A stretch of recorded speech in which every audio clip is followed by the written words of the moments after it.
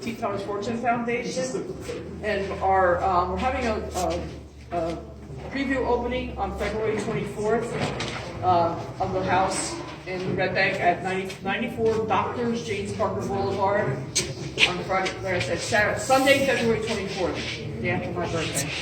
Anyway, so we're going to be reading Mary Emma's Christmas Test by T. Thomas Fortune. And you can find it in this book, The Treasury of African American Christmas Stories by Betty Collier Thomas. And Miss Collier Thomas is a professor at Temple University. So I condensed down the story a little bit here. All right. So it involves Mary Emma and Alexander, and we had a man to play Alexander, but I'm going to be your Alexander. Just envision it here. Okay. It was Christmas Eve in 1895. And there was but little frost in the air, but it was frosty enough to make people move along briskly as they stirred about in Jason, Florida, the land of sunshine and flowers, of mockingbirds, and of alligators getting together Christmas things for both the little ones and the big ones. For it is very true, as the poet has said, we are but children of a larger growth. Some of the larger ones are bigger children than the small ones. And this is just what Mary Emma Young angrily thought as she sat near Alexander Simpson in the neat parlor of her own home and watched the logs blaze and hiss in the fireplace. These two young people were up-to-date African Americans with positive views on most subjects and with good-sized tempers with which to back them up. Mary Emma was an upper-class educated woman who graduated from a famous seminary at the head of her class, and she taught school because she liked it, and she was intensely devoted to her race and its best interests. Her father was a prosperous builder and contractor who thought nothing was too good for his only child, Mary Emma. Mary Emma and Alexander were engaged to be married, and they reached an agreement on that point. But there was another point necessary to fulfill, upon which they were still as far apart as the North and the South. Mary Emma was not a spoiled child, but for a small woman, she had enough force for 3 women, and when she put her foot down, Alexander, who weighed almost twice as she did, could not make her budget, making it very painful for Alexander, who was entirely devoted to her. Mr. Simpson was a fine mathematician who did not possess a literary head, although he thought he did. He taught school for a living, but had no sort of love for the work. He had learned the carpenter's trade in his youth, and his father hoped that with a college education, he would follow in his steps and become a master carpenter and builder. However, his father died just before Alexander finished his courses, and with a great many irons in the fire, there wasn't much left once his creditors were satisfied.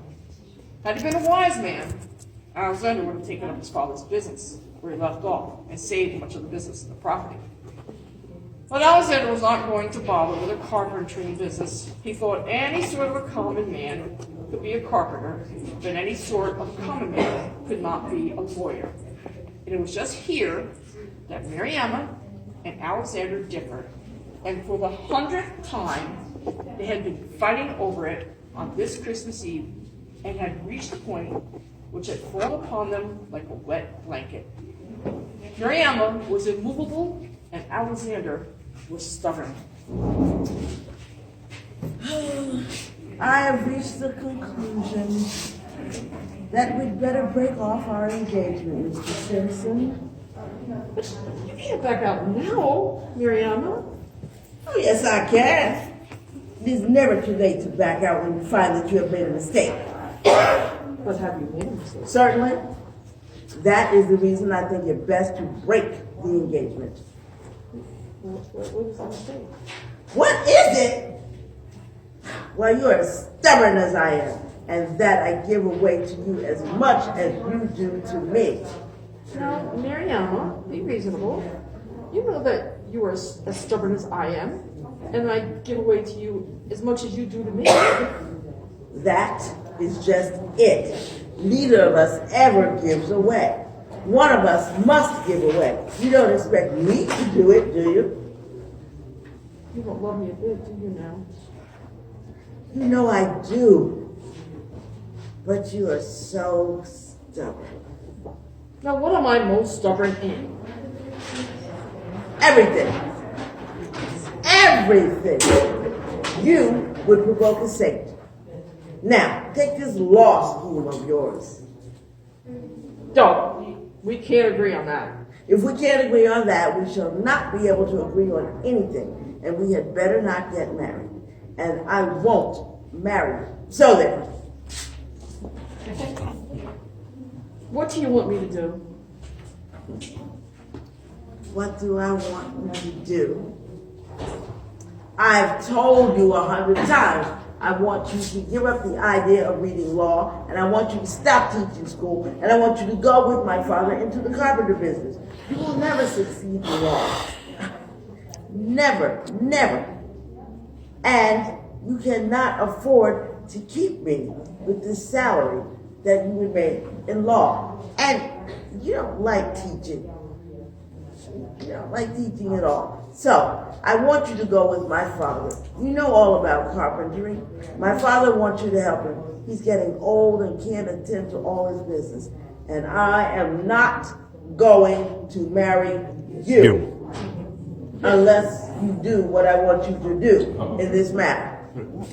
Alexander had studied the question from 1,000 points of view, and he reached the conclusion that law was the business in life he wanted to follow.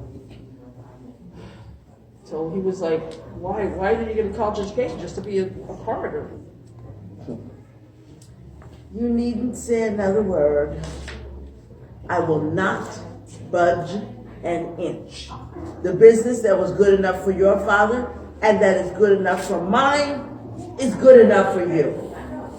You couldn't make enough money as a lawyer to support me, and you know it. Well, I don't think I know anything of the sort. Perhaps you don't, but I do. And I am not going to try the experiment. We don't need to argue the question anymore. Mr. Simpson did not argue the question anymore.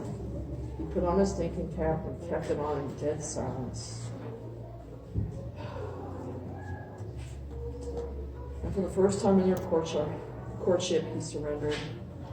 I have been trying to get you to fix the marriage date for a year now. If I do what you want, will you fix the date? Certainly. I will fix the date any time you say after you write your resignation to the school board.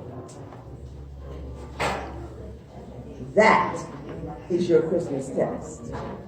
Alexander took his fountain pen, was carrying a piece of paper, wrote out his resignation to the school board, and gave it to Marianne. Oh, we'll fix the date of the wedding.